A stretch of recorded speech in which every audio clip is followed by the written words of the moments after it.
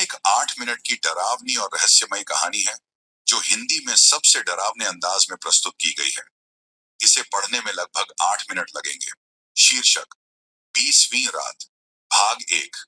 अकेला मेहमान राहुल एक युवा फोटोग्राफर था जिसे पुरानी इमारतों और कहानियों में रुचि थी। उसे एक ऐसा मौका मिला जिसने उसकी जिंदगी हमेशा के लिए बदल दी। उसके दूर के रिश्तेदार महेंद्र सिंह ने उसे अपनी पैतृक हवेली की तस्वीरें लेने का काम दिया। हवेली उत्तराखंड के एक दूर दराज के गांव में थी, जिसके बारे में कहा जाता था कि वहां भूत प्रेत रहते हैं। महेंद्र सिंह ने चेतावनी दी, 20वीं रात को वहां मत रुकना, चाहे कुछ भी हो जाए। राहुल ने हंसकर टाल दिया। 3 दिन की यात्रा के बाद राहुल हवेली पहुंचा। वह जगह सचमुच सुनसान और डरावनी थी।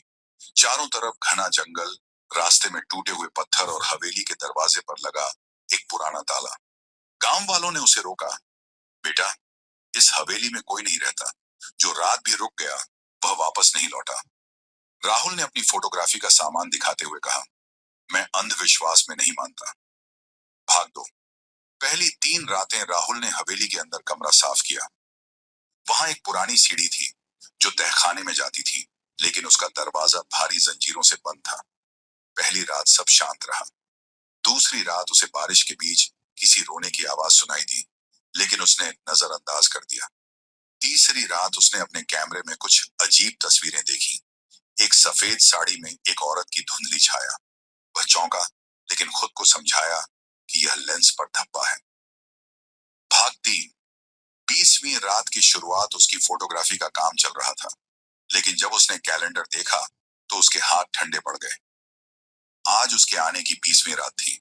उसने फौरन पैकिंग शुरू कर दी, लेकिन अचानक बिजली गिरने से तूफान आया और सारे रास्ते बंद हो गए।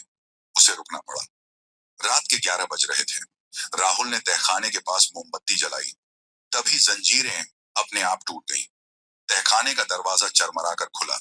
वहां से ठंडी हवा के साथ फूलों की सड़ी गली खुशबू आई।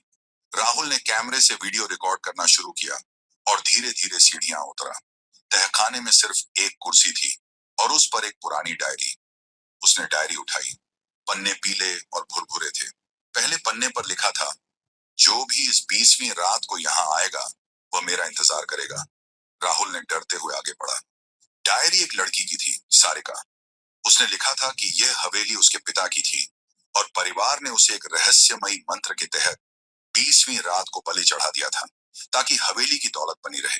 सारिका ने श्राप दिया था, हर 20वीं रात मैं किसी एक को अपने साथ ले जाऊंगी। भाग 4। सारिका का आगमन ठीक 12 बजे। सारी मोमबत्तियां बुझ गईं। अंधेरे में राहुल ने कदमों की आहट सुनी। वह धीमी लेकिन भारी थी, जैसे कोई नंगे पैर गीले फर्श पर चल रहा हो। फिर उसने आवाज सुनी, राहुल, तुम्हें पता है 20 साल पहले इसी रात मेरी मृत्यु हुई थी।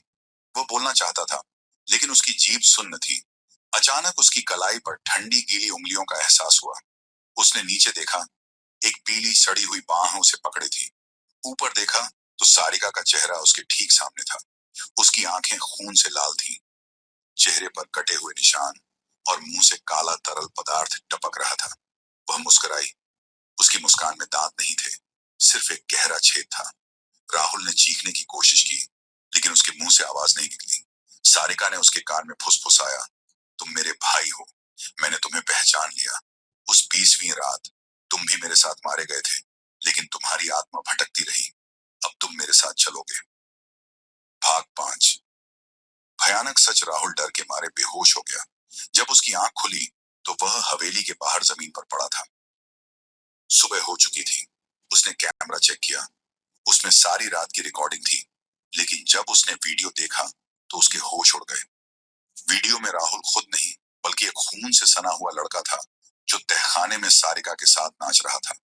उसकी अपनी ही आवाज में एक और आवाज मिली हुई थी। वह कह रहा था, हम दोनों एक हैं। राहुल ने अपने हाथ देखे। वे पारदर्शी हो रहे थे।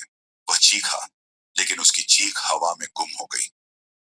गांव वाले आए तो उन्होंने केवल एक खाली कैमरा और जमीन पर एक पुरानी डायरी पड़ी देखी।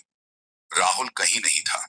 अंतिम दृश्य उस रात को गांव में फिर से सन्नाटा छा गया और हवेली के तहखाने में एक पुरानी कुर्सी पर 2 भूत बैठे थे, सारिका और राहुल। राहुल का चेहरा अब सड़ चुका था। वह धीरे से बोला, अब अगली 20वीं रात का इंतजार करते हैं। कौन आएगा हमारे पास? डरावनी बात, कहानी सुनने के बाद हो सकता है आपको भी अपने पुराने घरों में 20वीं रात को कोई कदमों की आहट सुनाई दे। तो अगली बार जब आप अकेले हों और घड़ी में 12 बज रहे हों, तो याद रखना, सारिका और राहुल हमेशा एक नए मेहमान की तलाश में रहते हैं। समाप्त। Don't forget to like and subscribe this channel.